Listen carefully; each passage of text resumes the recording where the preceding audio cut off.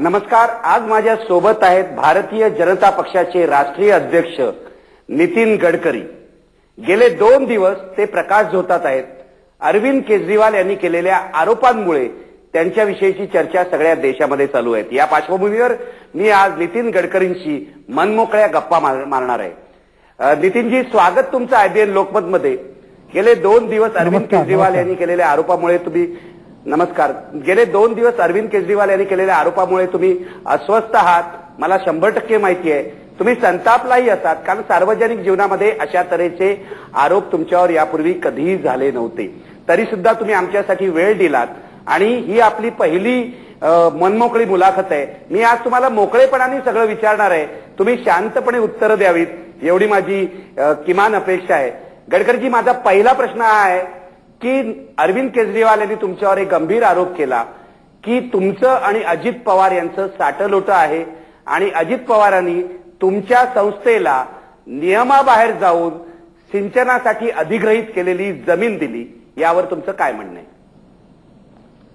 पहिली गोष्ट अशी आहे की 1983-84 मध्ये वडगाव धरणाचं काम सुरू झालं.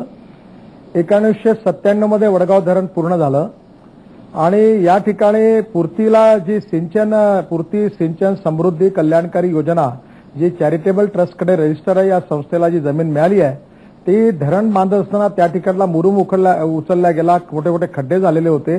त्यात कोपऱ्यावर जी एक जमीन आहे तेवढी फक्त कोपरा मोकळा होता आणि इथे बाभळीचे झाडं, सगळा कचरा होता.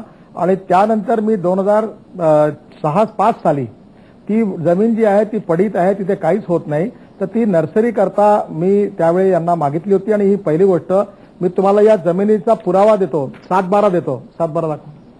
ही जमीन आजही महाराष्ट्र सरकारच्या नावाने आहे. मला अजित पवारांशी साटलोटं करून कोणत्याही प्रकारची जमीन मिळालेली नाही आहे. निखिलजी, हा बघा 7/12. हा 7/12 महाराष्ट्र सरकारच्या नावाने ही जमीन आहे. ही पूर्ती समृद्धी सिंचन योजने नावाच्या संस्थेला, चॅरिटेबल ट्रस्ट खाली रजिस्टर असणाऱ्या संस्थेला मिळालेली आहे. 11 वर्षाच्या लीजवर. याचा 50,000 रुपये महिना किराया आहे. ही कंपनीला मिळाली नाही. काल तुमच्या इथे त्या वारंवार आरोप करत कंपनीला मिळाली, प्रायव्हेट माणसाला मिळाली. ही मला मिळालेली नाही आहे, माझ्या नावावर नाही आहे, माझ्या कारखान्याच्या नावावर नाही आहे. ही चॅरिटेबल ट्रस्टमध्ये रजिस्टर संस्थेला मिळालेली आहे. एक. दुसरं असं की ही जमीन जी आहे, ही जमीन तिथे पूर्ण वेस्टलँड आणि पडीत पडलेली होती.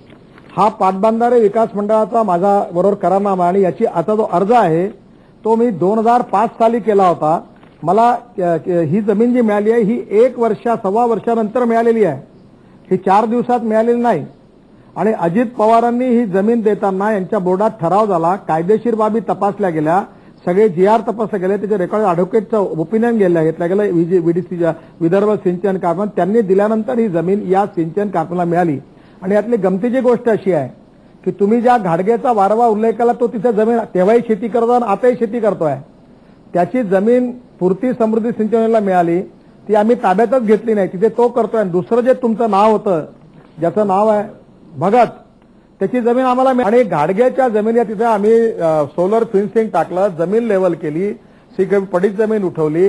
आणि या ठिकाणी आम्ही ज्या वसंतदादा शुगर इन्स्टिट्यूटकडनं जे नवीन जाती उसाच्या येतात त्याचे रोपं तयार करून ते सॅम्पलिंग करून आम्ही शेतकऱ्यांना वाटायचं काम करतो.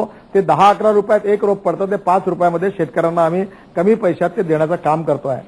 दुसरं, याच्यामध्ये हा गजानन घाडगे जो आहे हा 2002 साली पूर्तीचा शेअर होल्डर झालाय. हा त्या गावचा उपसरपंच होता. त्याचं शेअर होल्डरवर नाम आहे गजानन रामभाऊ घाडगे. याचा शेअर ऍप्लिकेशन नंबर आहे 1303 आणि डेट ऑफ अलॉटमेंट आहे 30 ऑगस्ट 2002. फॉलिओ नंबर आहे 1783. सर्टिफिकेट नंबर आहे 3494 आणि याचं सगळं आहे. आणि हा शेअर होल्डर आहे पूर्तीचा. आणि हा उपसरपंच असतानाच यांनी या सगळ्या प्रकारची जमीन आम्हाला मदत केलेली आहे. त्यामुळे त्याच्याशी आमचा विरोध कारणच नाही काही. आणि म्युझिक वाजवत तुम्ही दाखवत होते की आम्ही रेस्ट हाऊसवर अतिक्रमण केलं, आमच्या ताब्यात घेतलं. ते रेस्ट हाऊस तिथे काम सुरू असताना 97 साली संपलं. त्याच्या टिनाचे शेड उखडले गेले. आतमध्ये तिथे कुत्रे मांजरं घाण करत होती, आतमध्ये झाडं निघाले.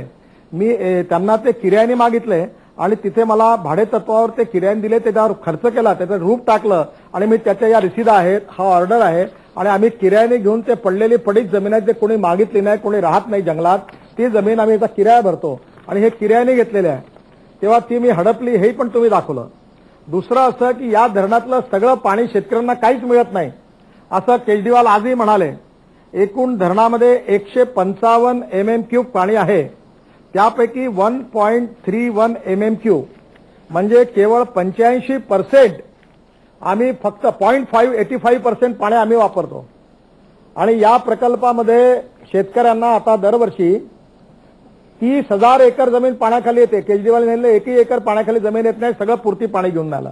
हा काय खोटेपणा सुरू आहे.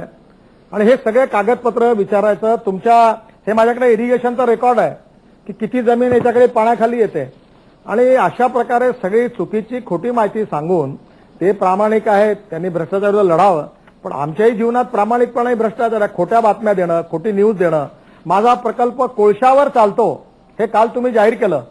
विदर्भात ऊसच नाहीये आणि ऊस नसल्यामुळे मला या ठिकाणी सरकारने परवानगी दिली, 50 पैसे दर कमी मिळतो को जनरेशन प्रोजेक्ट असताना. आणि 9 महिने मी कोळशावर आणि 3 महिने बगासवर चालवतो. आणि हे पहिलं वर्ष आहे की यावर्षी 70,000 एकर ऊस तिन्ही कारखाने म्हणून लागलाय.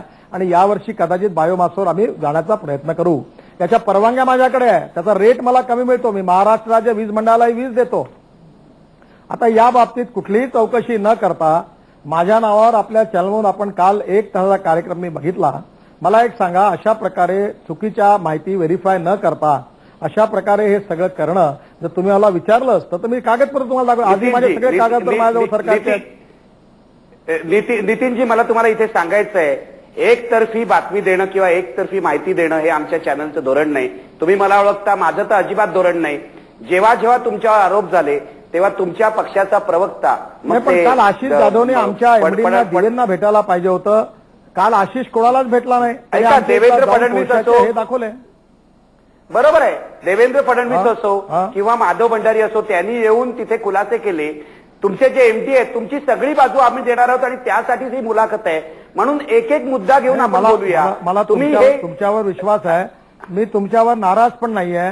माझी एकच विनंती आहे की कुठली पण गोष्ट देण्याच्या आधी त्यांच्याशी देखील खुलासा करून जर विचारला असता तर तुम्हाला खुलासा झाला. अगदी बरोबर आहे. आपण हाच नितीनजी, आपण हाच खुलासा आज विचारतो तुम्हाला. एक एक मुद्दा घेऊन आपण बोललो तर बरं होईल. त्यामुळे लोकांपर्यंत स्वच्छ बाजू जाईल. जे काय तुमचं म्हणणं आहे तुम्ही सांगा.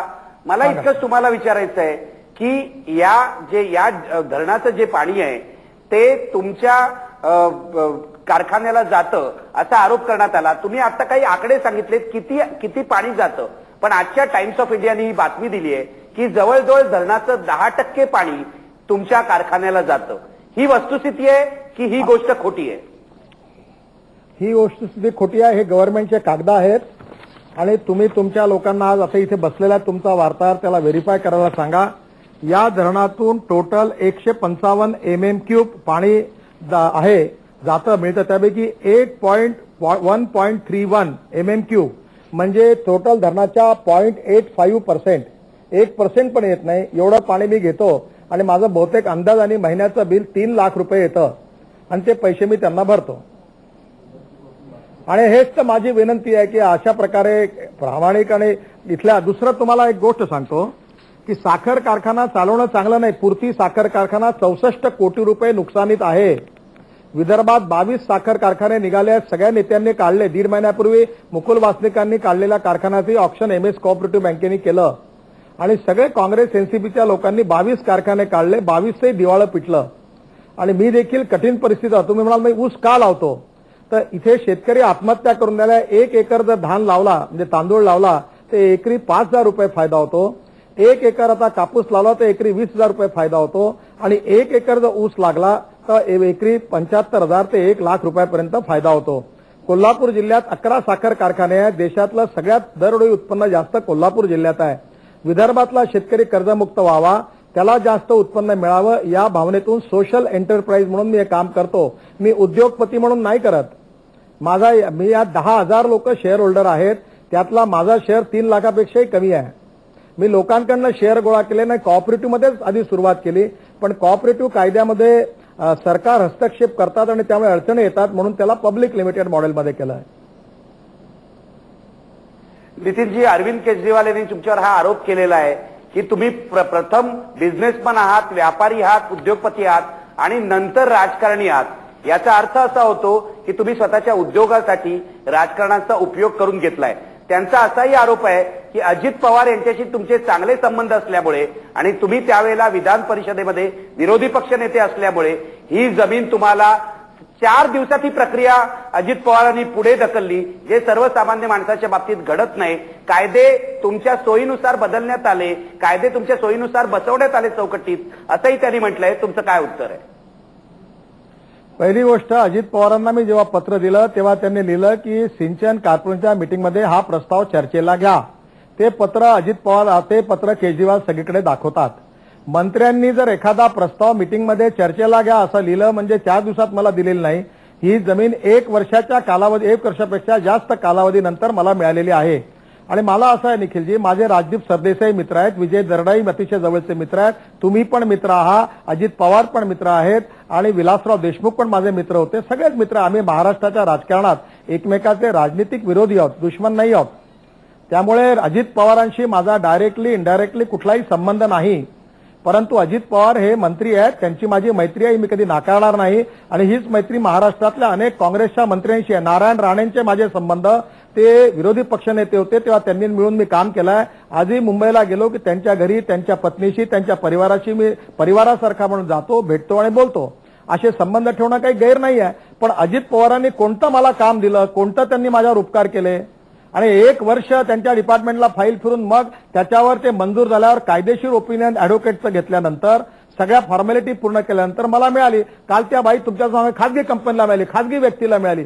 मला एक सांगा, पूर्ती समृद्धी सिंचन योजना ही चॅरिटेबल संस्था आहे आणि तुम्हाला माहिती नाही त्या केजरीवालांना हे की 1997 साली सुप्रीम कोर्टाने एक निर्णय दिलेला आहे की पिल्ले वर्सेस केरळ सरकार, त्याच्यावर महाराष्ट्र सरकारने एक GR काढलेला आहे की कुठलीही जमीन एकदा शेतकऱ्यांची घेतल्यावर त्याला ती वापस करता येत नाही.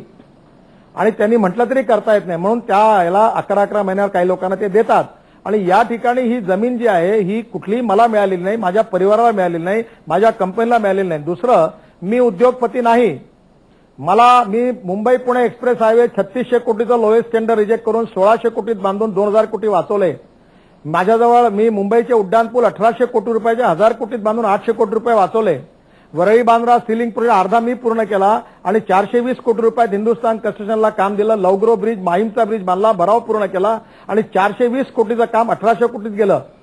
आणि मला यातलं एक्सपर्टाईज आहे, पण मला करायचा असता धंदा तर मी रोड, रस्ते, टनेल बांधल्या असत्या. मी विदर्भातले शेतकरी आत्महत्या करतात ही मला लाजिरवाणी गोष्ट वाटली. माझ्या भागात सरकारने जरी प्रयत्न मी स्वतः करीन, आत्महत्या थांबवीन, इथे साखर कारखाना यशस्वी करीन आणि विदर्भातल्या शेतकऱ्यांना कर्जमुक्त करीन. या सामाजिक भावनेतून मी काम सुरू केलं. माझ्यावर 64 कोटी रुपयाचं कर्ज आहे. माझे सगळे घरदार, जे काय माझी 10-12 कोटीची प्रॉपर्टी सगळी बँकेत गिरवी आहे. आणि हे सगळं मी सामाजिक जाणीवेच्या भावनेतून केलं. आणि पूर्ती सुपर बाजार हे पहिलं कॉपरेटिव्ह आहे नागपूरला. मी मान्य करतो की तुमचा हेतू चांगला होता, पण अरविंद केजरीवाल आणि इंडिया अगेन्स्ट करप्शनचं असं म्हणणं आहे की तुमच्यासाठी नियम ट्विस्ट करण्यात आले. तुम्ही जो सुप्रीम कोर्टाचा आता 1997चा निकाल सांगितलात केरळ सरकार विरुद्धचा, हा न्यायमूर्ती वाधवा आणि न्यायमूर्ती के रामस्वामी या दोघांनी दिलेला आहे. या निकालामध्ये असं स्पष्ट म्हटलेलं आहे, जी सिंचन खात्याची जमीन आहे, इरिगेशनची जमीन आहे, जी अक्वायर करण्यात आलेली आहे, ही जमीन जर सरकारने पूर्णपणे लोकहितासाठी वापरली पाहिजे आणि सरकारनेच वापरली पाहिजे असं त्यांनी म्हटलेलं आहे. आणि जर ती तशी वापरायची नसेल तर तिचा लिलाव करून त्याचे जे पैसे आहेत ते सरकारने लोकहितासाठी वापरली पाहिजे.